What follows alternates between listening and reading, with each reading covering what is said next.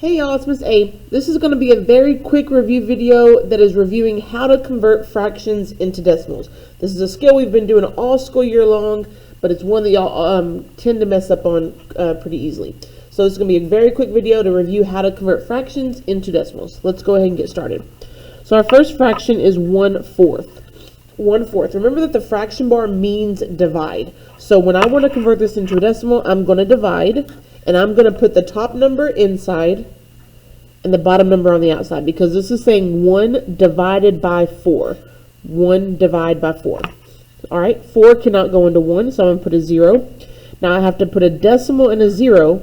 You have to put the decimal or else it changes the problem. Put a decimal and a 0, and now we can keep on dividing. 4 goes into 10 2 times, which is 8. Subtract, you get 2. Use a multiplication chart if you need to help determine how many times it goes into a number. That's fine. Because I got a remainder, I need to add another 0, bring it down, and then 4 goes into 25 times. Once you get a remainder of 0, you can stop. So 1/4 is equivalent to 0.25 or 25 hundredths. The next one is 3/8. So we are going to Tae-Bo this one, top in, bottom out. 3 goes in, 8 goes on the outside, always top in, bottom out. 8 cannot go into 3, so I'm going to put a decimal and a 0 and bring that decimal up.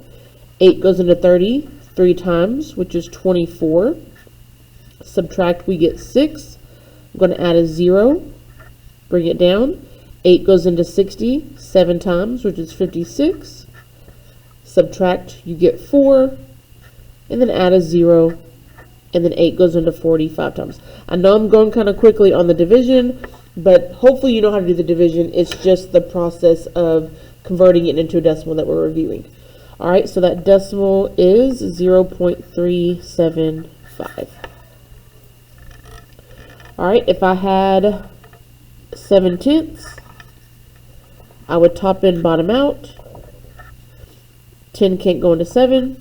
Put a decimal and a 0, decimal up. And then 10 goes into 70 7 times. That one's really easy. Got a remainder of 0 on the first try. So 0.7 is the equivalent decimal. We'll do 2 more. 2/5. I would top in, bottom out. Top number in, bottom number out. 5 can't go into 2. So put a decimal and a 0, bring the decimal up.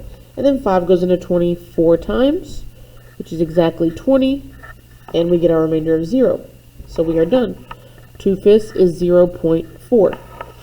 All right, now sometimes your fractions are going to be a little bit bigger. I'm going to squeeze it in right here.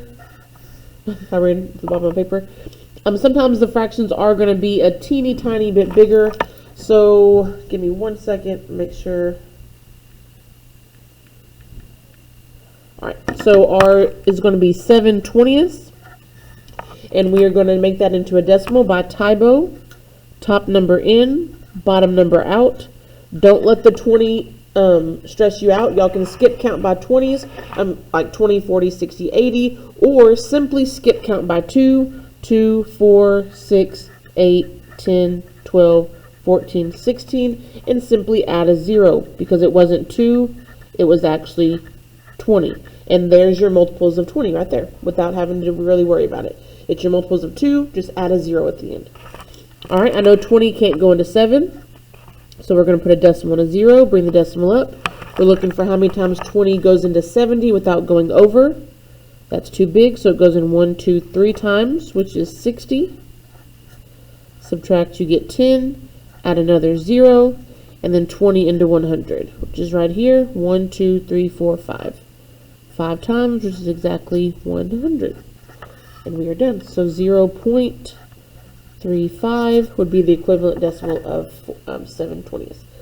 So that is just converting fractions to decimals, guys. I know we went through it very quickly, but it is just Tae-Bo.